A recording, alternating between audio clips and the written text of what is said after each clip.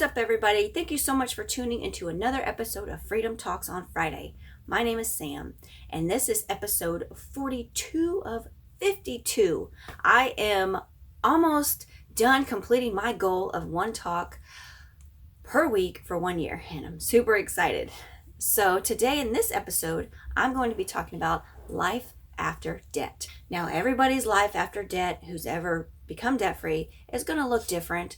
This is, like I said, just my personal experience. The first thing that I have noticed or kind of realized is the reason that I was going to jobs in the past, basically like 80% of the reason I was going to jobs in the past was to pay my debt off. The work wasn't satisfying most of the time, but I was going to jobs to pay off my debt. And I feel like I bet that's what a lot of us do. You know, we just take the job because it pays the debt and the bills, which, you know, that's fine. You have to do what you have to do, and that's okay.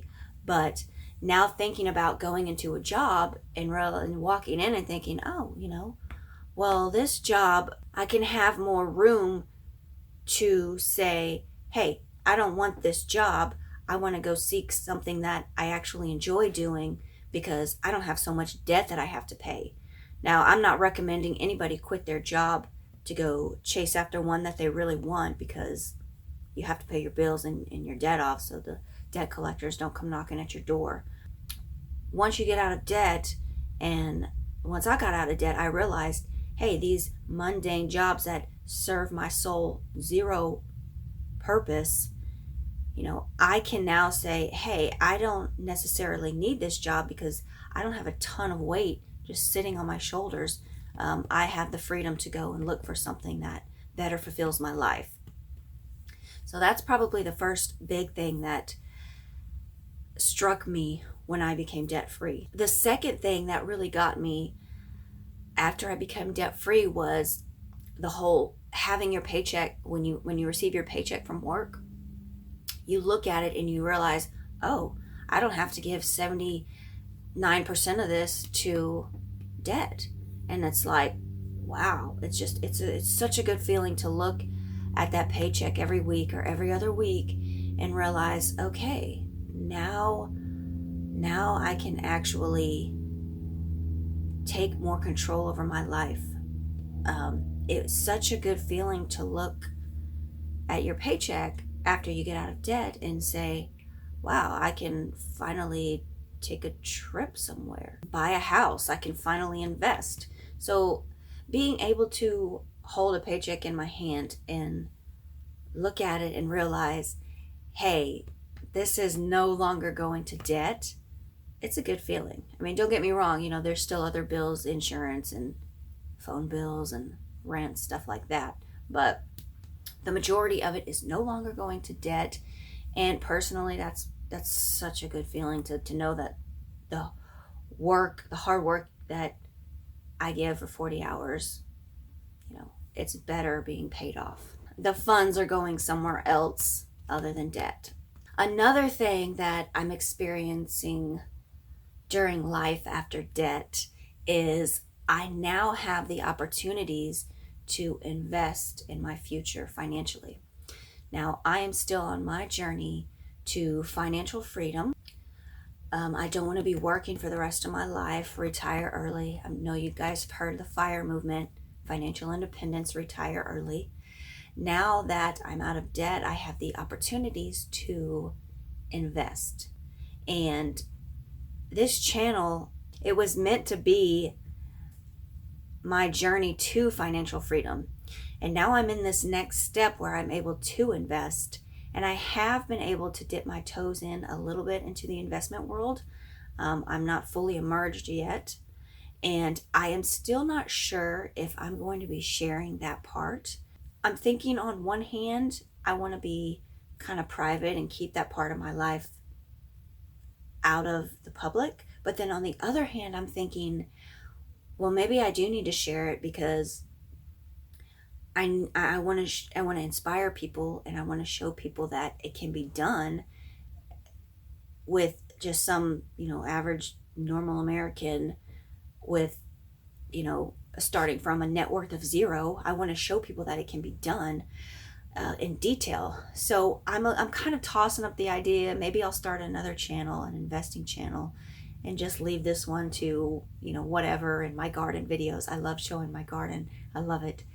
But I'm still deciding that. But aside from that, life after debt, I am now able to jump into the investment world. I can start having my money work for me, whether it's in stock market, if I decide real estate, if I decide other businesses, if I decide cryptocurrencies. I know those are those are becoming big right now, and those are really exciting to learn about.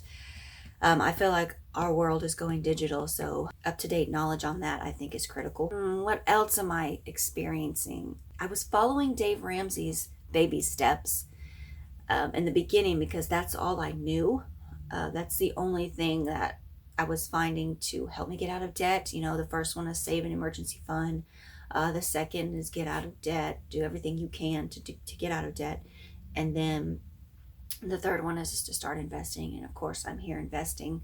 And there's some other things that, he says, like, don't use a credit card. But I made a video the other week about if I should use a credit card again, because I'm thinking about, how to build up credit. I'm reading more into about investing and real estate investing, and trying to buy a home, and I want to make sure I have optimal credit score. So yeah, there's all these new things I need to start taking in for my next chapters in life after this debt. The big things that I have noticed after debt is having more freedom in life, being able to say, yes, I could go out of town and take a trip because I don't have to worry about, saving 3 months paycheck just to do so.